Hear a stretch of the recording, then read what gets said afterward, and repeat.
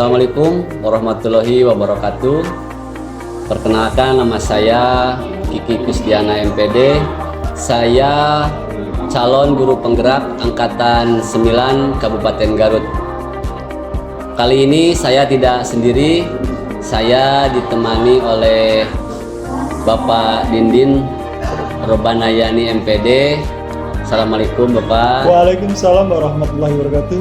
Apa kabar hari ini Pak? Alhamdulillah sehat, yang dalam kondisi baik. Alhamdulillahirrahmanirrahim. Mudah-mudahan kita selalu diberi kesehatan dan keberkahan dari Allah Subhanahu wa Ta'ala. Amin. Beliau ini adalah Kepala Sekolah SD Negeri Ciaro 2 Kabupaten Bandung. Ya. Sebelumnya Bapak, saya mohon maaf mengganggu waktunya. Saya mau melakukan wawancara terhadap Bapak sesuai dengan tugas saya Pak sebagai calon guru penggerak Kabupaten Garut, yaitu di modul 3.1 tentang pengambilan keputusan berdasarkan nilai-nilai kebajikan Pak. Jadi saya mewawancara Bapak, ini sebagian dari tugas yang harus saya selesaikan Pak di pembelajaran ini. Insya Allah mudah-mudahan bisa membantu. Siap Pak. Begini Pak, sesuai dengan modul 3.1 tentang pengambilan keputusan berdasarkan nilai kebajikan, tentunya Bapak sebagai pimpinan di sekolah tidak terlepas dari sebuah masalah Pak, Ya. yang saling bertentangan dan harus ada solusi dari masalah tersebut Pak. Ada beberapa pertanyaan yang ingin saya ajukan kepada Bapak dan Bapak berkenan untuk memberikan jawaban dan pengalaman Bapak di sekolah yang Bapak pimpin Pak. Yang pertama, selama ini bagaimana Bapak dapat mengidentifikasi kasus-kasus yang merupakan kasus dilema etika dan bujukan moral Pak? Baik, terima kasih Pak Kiki. Mudah-mudahan Pak Kiki dalam kondisi sehat. Amin, amin. Mudah-mudahan. Kalau boleh diperkenalkan, nama saya Dindin Robanayani, SPD, MPD, bertugas di SDN Ciaro 2, Kecamatan Nagrek, Kabupaten Bandung. Insya Allah mencoba menjawab permasalahan-permasalahan yang diajukan oleh Pak Kiki. Baik, berhubungan dengan nomor 1, dilema ya Pak Kiki ya? Yeah. Dilema etika. Dilema adalah ada dua permasalahan yang sama-sama benar, sedangkan bujukan moral bila masalah yang satu dianggap benar dan satu yang lagi yang dianggap salah. Itu mungkin yang namanya dilema antara benar dan salah. Mudah-mudahan itu jawabannya bisa membantu dari betul Pak, mungkin buat Bapak dan menurut teori itu kan dilema etika itu antara benar dan benar, kalau bujukan moral itu antara benar dan salah Pak. Itu cara mengidentifikasinya Bapak untuk kedua kegiatan itu tentu ada apa namanya, cara melihatnya kan Bapak sudah bisa dilaksanakan mungkin Pak ya, seperti itu. Baik Bapak, pertanyaan berikutnya, selama ini bagaimana Bapak menjalankan pengambilan keputusan di sekolah yang Bapak pimpin, terutama untuk kasus-kasus di mana ada dua kepentingan yang sama-sama benar atau sama-sama mengandung nilai kebajikan Pak? ya, yang berhubungan dengan soal kedua atau poin kedua yang saya lakukan, pertama dan langkah pertama kita mengidentifikasi dulu permasalahannya. Setelah diidentifikasi, kemudian kita cari solusinya. Setelah diidentifikasi, kita pilih yang terbaik bagi yang punya kasus maupun bagi lembaga itu sendiri. Jadi kita identifikasi mana yang terbaik bagi yang punya kasus dan bagi lembaga dulu. Baru nanti setelah itu baru cari solusi. Berarti kalau saya simpulkan untuk pertanyaan kedua itu Bapak mengidentifikasi dulu masalahnya Pak ya? baru setelah mengidentifikasi masalah tersebut, Bapak akan menemukan solusi yang terbaik untuk Nah, itu. kedua masalah tersebut. Baik Bapak, untuk pertanyaan berikutnya, langkah-langkah atau prosedur seperti apa yang Bapak lakukan selama ini untuk mengatasi atau mencari solusi untuk masalah tersebut, Pak? Langkah ya. Oke, langkah yang pertama untuk mencari itu adalah mencari penyebabnya. Mencari penyebabnya langkah pertama. Nah, langkah kemudian setelah itu mengajak, kalau di SD itu namanya dewan guru. Iya. Nah, ada guru, ada orang tua, komite, semua dilibatkan untuk mengambil keputusan yang tidak merugikan kepada semua pihak. Berarti Bapak langkahnya diambil dari mendasar dulu Pak ya, semua pihak yang ada hubungannya dengan sekolah itu Bapak akan ajak ngobrol. Nah, nanti ketika ajak ngobrol tetap keputusannya mungkin ada di keputusan kepala sekolah ya Pak ya. Berarti kalau di SD dewan guru Pak ya, Dewan kalau guru. di SMP itu kan komite Pak ya. Berarti semuanya diajak ngobrol. Oke Bapak, pertanyaan berikutnya Bapak, hal-hal apa saja yang selama ini Bapak anggap efektif dalam pengambilan keputusan pada kasus dilema etika, Pak? Yang dianggap paling efektif pada kasus ini yaitu mengajak berdiskusi semua unsur yang tadi, baik yang punya kasus, orang tua atau komite, semua diajak diskusi kedua belah pihak dengan alasan dan faktor, kita mencari alasannya dan faktor penyebab kasus tersebut. Berarti tetap diskusi itu nomor satu Pak Harus ya? diskusi, komunikasi harus diutamakan. Komunikasi yang efektif itu yang pada akhirnya akan ada keputusan dari kasus tersebut Pak. Iya. Akan ada komunikasi. Baik Bapak, berikutnya pertanyaan berikutnya adalah apakah Bapak memiliki jadwal tertentu dalam sebuah penyelesaian kasus dilema etika ini, atau apakah Bapak langsung menyelesaikan di tempat ketika ada kasus terjadi itu Pak? Baik, untuk jadwal kasus ini kami tidak mempunyai jadwal khusus Ya. ya, tapi ketika ada kasus kami secepatnya melaksanakan atau menyelesaikan kasus-kasus tersebut yang sampai melebar meluas ke yang lain. Oh iya, Jadi berarti makin cepat makin bagus. berarti tetap itu Pak ya, komunikasi, diskusi Komunikasi itu. lagi. Karena mungkin masalah itu kan tidak setiap hari ada Pak ya. Betul. Jadi tidak ada jadwal yang tertera langsung gitu. Tidak tertera. Tapi tidak dilama-lama penyelesaiannya Pak, itu mungkin Harus kita harus tujuannya. cepat. Secepatnya dengan keputusan yang tidak merugikan siapapun. Betul. Baik Bapak, pertanyaan berikutnya, adakah seseorang atau faktor apa yang selama ini mempermudah atau membantu Bapak dalam menyelesaikan atau membantu pengambilan keputusan dalam kasus-kasus dilema etika yang ada di sekolah Bapak? Seperti tadi saya katakan, jadi semua unsur ya, dalam membantu menyelesaikan masalah, itu tadi orang tua, siswa, komite, semua berkolaborasi, berkomunikasi untuk menyelesaikan kasus tersebut. Berarti Tetap yang kuncinya adalah komunikasi. komunikasi. Berarti kunci intinya komunikasi Pak ya. Komunikasi. Berarti semua pihak yang ada di sekolah itu dilibatkan untuk menyelesaikan masalah tersebut. Betul. Oke, Walaupun Bapak. kewenangannya tetap ada di kepala sekolah. Keputusan akhir tetap mungkin ada di Bapak ya. Baik Bapak, dari semua hal yang telah Bapak sampaikan tadi, dari 1 sampai sekian pertanyaannya, pembelajaran apa yang dapat Bapak petik dari pengalaman Bapak dalam mengambil keputusan di dalam kasus dilema etika ini Pak? Nih, pembelajaran yang tadi dari 1 sampai sekian itu yang saya ambil, kita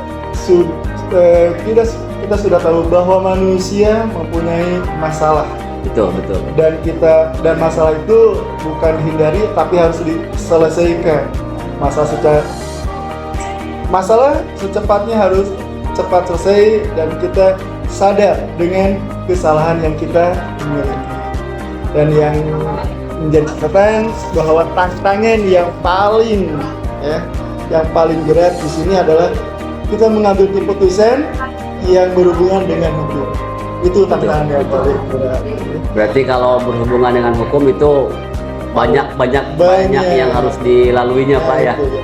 Iya, Salah satunya itu tantangan yang paling berat dalam mengambil keputusan itu yang berhubungan dengan hukum. Ya, berarti pembelajaran yang dapat saya simpulkan dari apa yang saya wawancara Bapak, kabar dari Bapak, statement Bapak bahwa manusia itu pasti ada masalah. Pasti ada masalah. Ada masalah dan masalah itu harus diselesaikan. Harus secepatnya Jangan lari dari masalah Pak. Itu. Bapak pun sebagai pimpinan mungkin tadi ada jawaban bahwa harus bisa menyelesaikan masalah tersebut di sekolah tempat Bapak Betul. mengabdi. Dan tantangan yang paling utama kalau ada hubungannya dengan hukum. Tuh, Pak. Baik Bapak, terima kasih atas waktunya Bapak. Siap. Mohon maaf mengganggu. Sama Pak Kiki, mudah-mudahan Pak Kiki sukses, lancar terus lolos dengan nilai yang maksimal. Amin. Terima kasih sekali lagi Bapak. Mudah-mudahan Bapak sehat Amin. dan menjadi pemimpin yang diharapkan oleh warga-warga sekolah Bapak. Terima kasih. Sekian wawancara saya dengan Bapak Didin Robadayani, SPD MPD. Mudah-mudahan mendapatkan jawaban yang maksimal dan menjadi pembelajaran bagi saya. Terima kasih. Wassalamualaikum warahmatullahi wabarakatuh. Waalaikumsalam warahmatullahi wabarakatuh.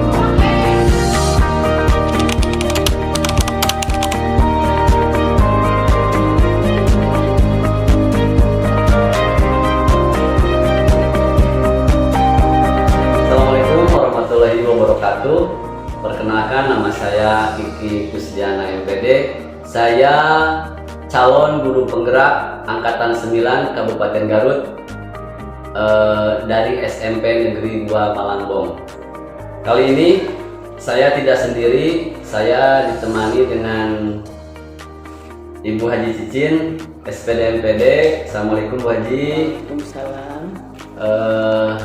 Beliau adalah Kepala Sekolah SMP Negeri 1 Selaawi yang hari ini sebagai pemenuhan tugas CGP saya modul 3.1 yaitu tentang pengambilan keputusan berbasis kebajikan.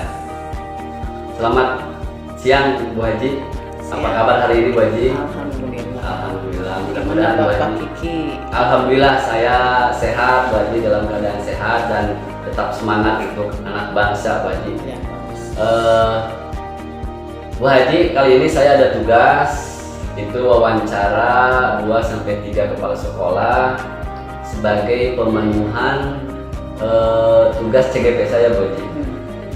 Yaitu di modul 3.1 tentang pengambilan keputusan berbasis kebajikan Bu Haji. Jadi ada beberapa pertanyaan yang akan saya sampaikan. Sebelumnya saya mohon maaf mengganggu waktunya Bu Haji. Ada beberapa pertanyaan yang ingin saya sampaikan. Mudah-mudahan ini menjadi ilmu buat saya Bu Haji, karena ini urusannya dengan pengambil kebajikan dalam materi dilema etika dan dilema kebajikan Bu Haji ya. Terima kasih Bu Haji. Kita mulai Bu Haji ya. Pertanyaan pertama Bu Haji, selama ini bagaimana menurut Bu Haji dalam mengidentifikasi kasus-kasus yang merupakan dilema etika atau bujukan moral Bu? Yang sudah saya lakukan gitu ya. Jadi yang pertama, jadi melihat dari tipe kasus itu sendiri. Jadi bagaimana kemudian dan pilihan yang muncul. Kemudian membuat daftar fakta yang relevan agar mudah menyelesaikan masalah tersebut, atau apa yang harus dilakukan untuk menyelesaikan masalah tersebut. Oh, berarti Bu Haji dalam mengidentifikasi itu melihat dulu fakta ya, fakta kasusnya apa yang terjadi. Setelah fakta mengetahui Bu Haji fakta kasusnya apa yang terjadi, Bu Haji akan melihat faktor-faktor apa yang relevan untuk kasus tersebut, Bu Haji. Baik, Bu Haji. Pertanyaan berikutnya itu selama ini bagaimana Bu Haji menjalankan pengambilan keputusan di sekolah Bu Haji, terutama untuk kasus-kasus di mana ada dua kepentingan, Bu Haji. Dua kepentingan itu sama-sama benar atau sama-sama mengandung nilai kebajikan? Biasanya gitu, saya tidak mengambil keputusan sendiri, tapi bermusyawarah dulu dengan para PKS. Jadi ada musyawarah dulu, tidak mengambil keputusan sendiri. Oh, berarti kalau kesimpulannya musyawarah nomor satu, Bu Haji. Iya. Walaupun pada akhirnya keputusan tetap ada di pimpinan, Bu Haji. Berarti ketika ada kasus dimusyawarahkan minimal dengan PKS.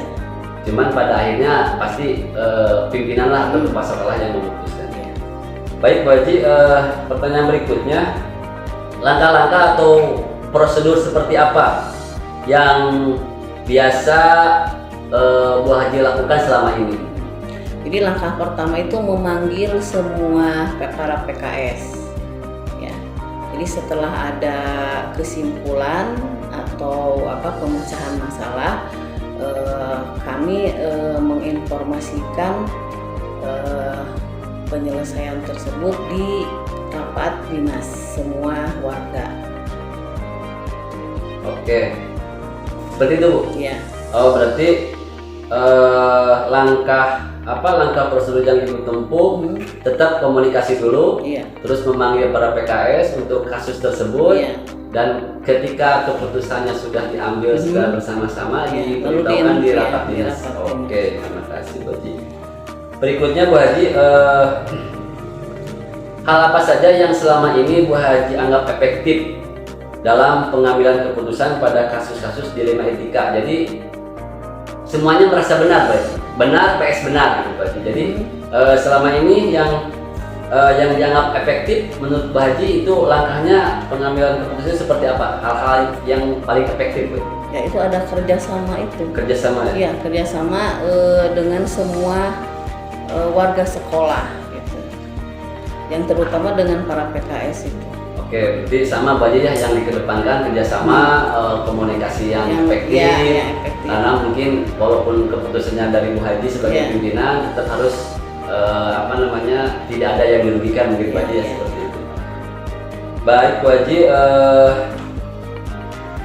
berikutnya hal apa saja yang selama ini menjadi tantangan dalam pengambil keputusan pada kasus-kasus dilema etika ini, Bu Haji? Itu biasanya yang menjadi tantangan karena ketidakpengertian atau kurang ada dukungan dari siswa tersebut atau dari orang tua siswa. Jadi kadang-kadang orang tua siswa tidak mengerti atau belum mengerti tentang pendidikan. Oh iya, berarti selama ini kasusnya itu ada hubungannya dengan siswa yang selama ini mungkin Bu Haji ambil berhubungan dengan siswa, tantangannya karena tidak kesepahaman antara orang tua dengan sekolah, seperti itu. Oke, berarti seperti itu. Berikutnya, Bu Haji, pertanyaan berikutnya, apakah ketika ada kasus Bu Haji itu penyelesaiannya ada jadwal tertentu atau langsung menyelesaikan di tempat atau memiliki sebuah jadwal untuk menyelesaikannya? Bentuk prosedur apa yang Bu Haji lakukan di sekolah ini? Jadi tidak ada jadwal tertentu, jadi kondisional saja. Kalau misalkan ada masalah, langsung saja kami berembuk atau memanggil dulu para PKS lalu diselesaikan. Berarti karena mungkin kasus tidak setiap hari ada, Bu Haji ya. Jadi tentatif ketika ada kasus baru kita Bu Haji mengumpulkan para PKS, mengobrol tentang kasus tersebut, terus menyelesaikannya mungkin tidak langsung, Bu Haji ya, tidak langsung, tapi bertahap sehingga menghasilkan keputusan yang Iya. sama-sama menyenangkan.